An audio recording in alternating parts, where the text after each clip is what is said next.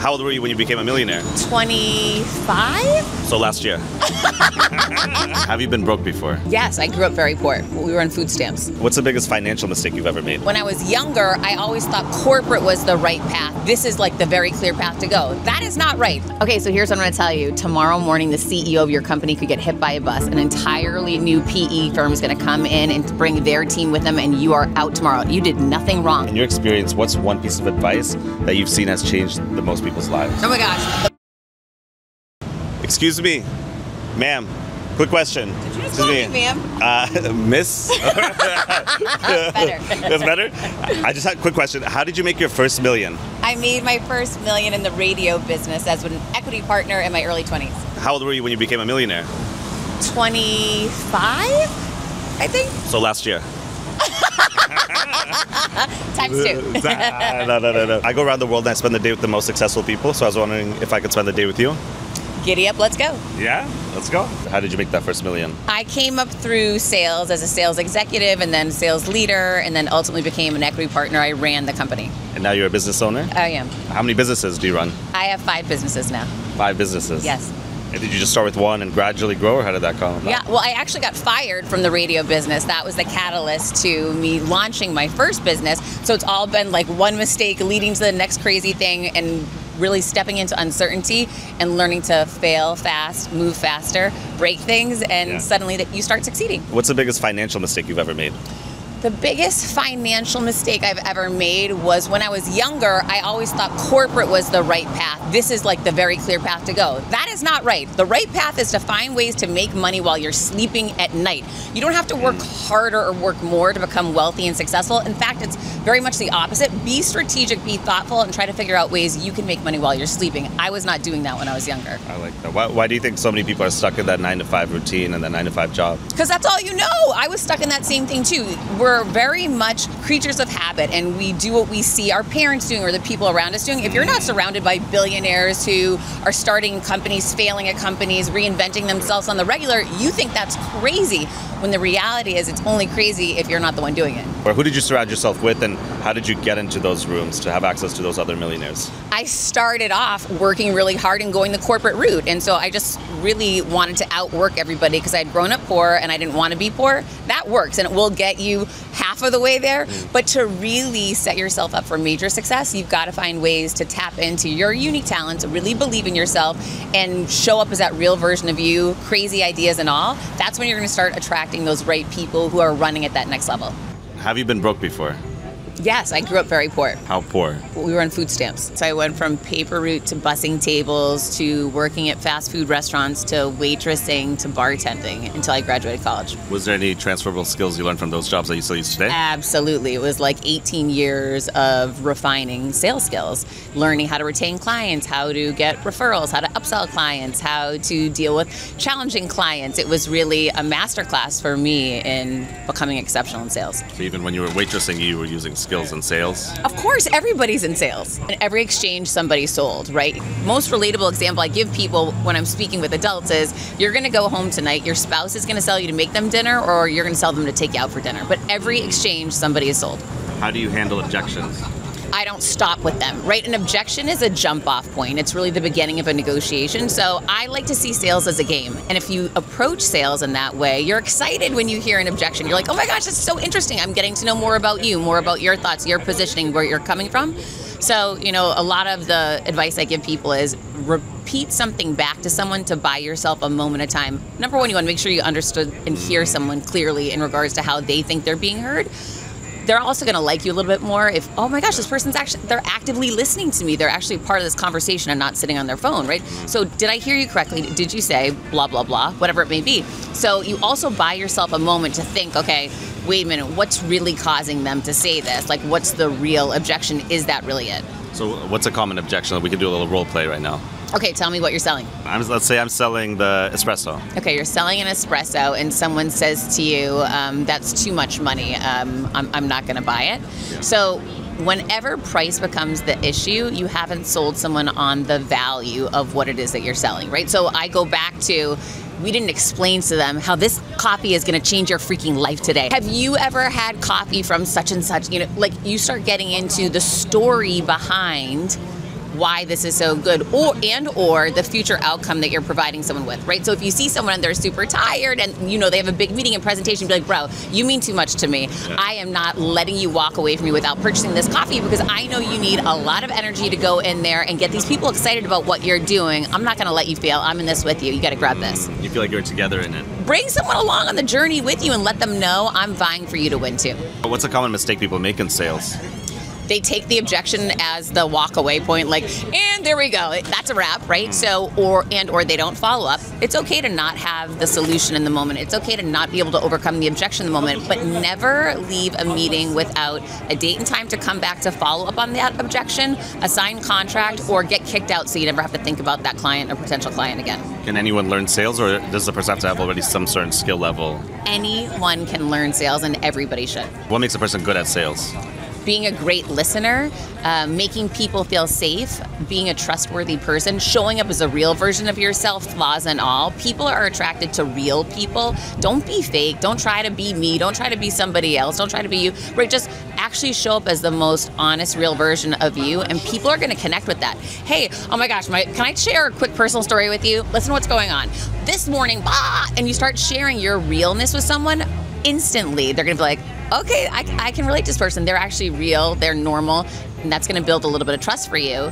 People do business with people they know, like, and trust. Where did you learn sales from? From the jump, being 10 years old and going door to door and selling papers right on a paper route. That was my first opportunity to really see, okay, I'm going to go up and ask people for something. How are they going to respond? You start learning analysis of data points at a very young age when you have your first job. Why did some people buy? Why did some people not? Why is this one giving me a referral? Why is this one not? What am I doing differently? How am I steering and or directing this? And how can I do a better job to get the outcome that I want? What's one belief about sales that most people get completely wrong? Okay, one belief that is very commonly held and is so entirely inaccurate is that selling is cheesy. There's a negative connotation. It's like a dirty thing. Wrong, pump the brakes. Selling is helping. For example, my first book, Confidence Creator. I have heard the comments back from people who have read it. It's changed people's lives. It's on me if I'm not out selling that thing to everybody. I need to do it with passion and conviction and get it in front of as many people as I can because I can change people's lives. When you believe that the product that you're selling is literally helping people, how can you not get yourself out there and sell it like crazy? That's true. What about if someone is like an introvert, super shy? Can they still be in sales? Of course, anyone can be in sales, right? So to be in sales, you don't have to look like me, talk like me, or have my personality. Absolutely not. Here's an example. I taught sales and sales leadership at Harvard for 2 years, and I did it side by side with a man who is completely different than me. He's an introvert. He's much older than me. We look different, talk different, present different, and he's an incredible salesperson. I think I'm a pretty great salesperson too, right? So we have very different approaches and styles, but that's like anything. You can be a great dancer, but maybe your jam is ballroom and somebody else's is hip hop, right? Like it doesn't matter. We can all have a different style and approach. Doesn't mean one's better than the other. Walk me through that moment you got fired and how you started this whole journey. I was fired at 43 years old. I had just been named one of the most influential women in radio. To say that it was shocking is an understatement. I'm a single mother. I have massive bills. And I had an 18-month non-compete, non-solicit, which meant I had to leave the industry I had 25 years expertise in and start over as a beginner somewhere. So I remember I went under a weighted blanket. I was crying my eyes out, and I thought, what can I do to drive income and revenue? And it was this really interesting moment where you start questioning, is the real value in the title that I had, the company that I worked with, the team that I created, or is it within me? And I ended up eventually learning it's all within you. It's in your experience, your unique value proposition, your skill sets, your personality. So always invest in yourself first and foremost over anything because you take that personal brand everywhere with you. And thankfully for me, I had been creating a personal brand for 2 years during this journey. So in my opinion, that's exactly why I got fired. But at the end of the day, all those things go with you, and suddenly you start realizing I didn't lose anything. I just shifted gears. And once I realized that, I put a post up on social media. I said, I've just been fired. If I've ever done anything to help you, I need to hear from you now.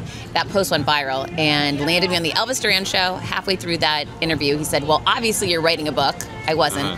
But I decided to accept his conviction, his confidence in me, and I Googled, how do you write a book? And the next thing you know, I wrote my first book, then I signed with HarperCollins Leadership, wrote my second book, then I gave my TEDx talk and was named top 50 keynote speaker in the US, and blah, blah, blah. There was just a series snowball of effect. It was a series of events that I never could have predicted. I had no idea were going to happen, but it took stepping out into the unknown, stepping into fear and choosing to see fear as a green light that means go. I'm sure you were nervous when you were first time writing a book. Of course, you're full of self-doubt and wonder, but one thing I've learned in life and in business is I would always rather be the person that took the risk than sat around and said, oh gosh, what if I had gone for that? I'll never know. I'm always going to know because I'm going to try. Secret to success, what's the one thing? If you had to narrow it down. There's a lot of things that make you successful, but truly the one thing. Belief in yourself, belief in the uncertainty, stepping into the unknown. It is scary. It is not easy, but if success was easy, everybody would have it, right? So it's all about flipping the way other people are doing it. Yes, I'm sure most people are going to stay in 9 to 5. Yes, I'm sure most people are going to listen to other self-limiting beliefs, but the minute you decide to tune out the noise outside of you, tune into the noise in you, if that word is coming to you from God or however you choose to see it, I definitely choose to see it that way as Jesus Christ. Well, you know what? I'm going to tune up that voice and I'm going to lean into that. And then you have nothing to fear. And if you had to give one message to someone that's working in a 9 to 5 job, they're on the fence right now, they're watching the video, they might just scroll past and not change anything, but this is your one chance to sell them on changing their life, and they're right over there. What would you tell them? Okay, so here's what I'm going to tell you. Tomorrow morning, the CEO of your company could get hit by a bus. An entirely new PE firm is going to come in and bring their team with them, and you are out tomorrow. You did nothing wrong, but you are not in control of that. If you would like to be in control of your success in your life, start investing in yourself today. Develop and launch your personal brand. Hold the pen and tell the narrative of where you're going in your life, and start believing in you. Once you really believe in yourself, watch how everything changes around you. That deserves a mic drop.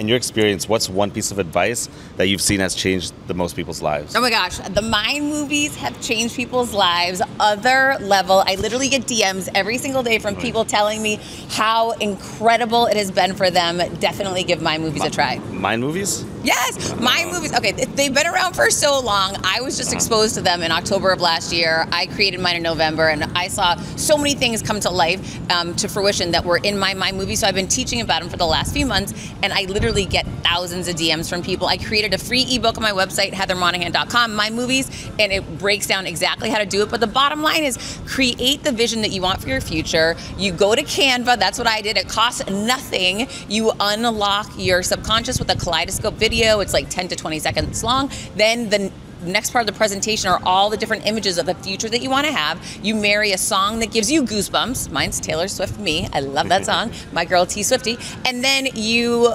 download the whole thing to your phone, watch it 2 minutes in the morning and 2 minutes at bedtime, and voila, your life has been changed. What was in your Mind movie? In my Mind movie, I had a relationship that I really wanted. Always my son. I want things to get better for my son. I want life to be great for my son. I want our relationship to be incredible. I want my health to be better than ever. I want millions of dollars flowing into my bank account on the regular, monthly. Right? Like all these, you want to be specific in what you're looking for, but open to how it can come. You don't want to micromanage, like I must be in this video today at this time, but you could say, I want to be creating content that's going viral, things like that. So, and then detach from it, like let God and the universe and show up for you and show you how all these things are going to come to fruition. Someone wants to be rich. What do they put in their Mind movie?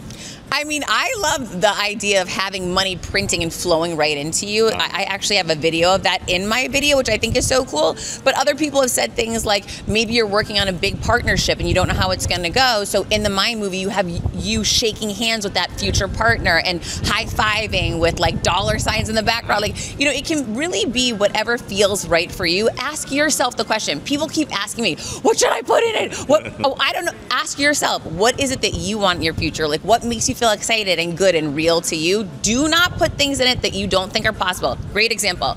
A friend of mine ran into me in Arizona a couple months ago. She had done the Mind movie. I said, how's it going? She's like, terrible. It doesn't work. I said, tell me more about that. And she said, well, I want to marry this guy and it's not happening. And every time I watch the video, I cry. Okay, if you're watching the Mind movie and crying, we are off beat here. We're off page. That's not going to work, right? You need to feel excited and feel like, oh my gosh, this is my life. Like you want to feel like it's a possibility that something that could happen. If it's not, dial it down. It's the whole point to get into your subconscious that Don't start hanging on to it. Had to be this and I can't, and it didn't work out. No, be open to like, there's opportunity everywhere and it's coming for you. Start receiving it. And where do you find the videos? It's all in Canva? It's all in Canva. You just type in kaleidoscope and it's going to show you all these different videos, all different still images. Use the video version for the kaleidoscope. That's an important piece. 2 minutes first thing in the morning while you're still in a subconscious state, and 2 minutes right when you're falling asleep. What's a surprising piece of advice that you've learned in your career? Okay, I have a really good one for you, and I think that your audience is really going to like this one. So people look at someone like me and think everything's been easy. It has not. So I'll give you a great example. We talked earlier about the first time I made $1 million in my life was in my 20s. That opportunity would have never come to fruition if my boyfriend, who I lived with at the time, hadn't cheated on me. Oh. Yes, folks, he cheated on me in my 20s. I was devastated. What's interesting is I thought about it as rejection in the moment. What I've now learned is ultimately it's not rejection ever, it's redirection to something so much better. I would have never boarded that plane. I would have never said yes to that equity partnership if he hadn't cheated on me. I was leaving one thing to go step into something so much greater. So oftentimes these rejections are actual blessings, and it's not a rejection, it's you being redirected to your potential greatness. And again, for me, that goes back to Jesus Christ and truly, you know, that foundation of confidence being in God. When you have that, you're unshakable because you know, yes, I might be sad right now, I might be discouraged. This wasn't the plan I had, but God's got a much better plan for me. So did you always know you were going to be successful? I mean, I always had a vision for my future that I would be. I did not know how, and it has not turned out at all like what I thought it was going to. And I still know when people say to me now, what's the next 5 years look like? Yeah. I've detached from that. I just know if I'm serving the world, I'm living in my life's purpose, I'm helping others. Mama likes to make a lot of money because she likes buying nice things. You're right. All those things are going to happen if you keep moving forward, keep stepping into the fear, and keep staying true to you and allow those doors to open for you. Just watch it all happen. You'll watch it come together. Like, get excited. Don't be this person. And again, if you are that person that you're like, I hate what I'm doing, get out of that career. Like, you know, a fish isn't going to succeed if it's climbing a tree, right? A fish will succeed out in the water, out in the ocean. Make sure you're putting yourself in the right environment, around the right people, in the right line of work for you. If you don't know what that is yet, keep testing and trying different things. Don't think, I have to stay in this miserable line. The more unhappy you are, the more that vibe is going to go out to the world, the more you're going to reject the people that were meant for you, the more you're going to start settling for the wrong ones. And do not live a life of settled people, please. So if you could go back in time and tell us one piece of advice to your 20-year-old self, what would you say? Be hyped, that guy just cheated on you. Best blessing of your life. Can money buy happiness? No, money does not buy happiness. Being true to yourself, living your life's purpose, being around great people, like not settling. The only way you're going to miss the right one is by settling for the wrong one. I've seen it happen. I'm 50 years old. I've seen it happen so many times in my life. Do not settle. Don't settle for the career that's not meant for you. Don't settle for the guy that's not meant for you. Don't settle for the situation that's not meant for you. Take the risk and go for it all, and you will get it. What's something nobody knows about you? Oftentimes people think, because I write about confidence, I have a show about confidence, that I must always be confident. Well, I'm not. And here's why. If you are on a growth phase in your life, if you're into personal development, if you're into like being the best version of you, you're going to have to take leaps into fear. You're going to have to push yourself into situations that might seem uncomfortable. So in those moments, you're going to doubt yourself. You're going to doubt the situation. You're going to doubt if you're doing the right thing. Know that you're in good company. Know that when you step into fear, I'm right there with you. You are not alone and you are on that right path. I doubt myself too. And the key is just keep going forward. Well, I'm in good company. Thank you so much.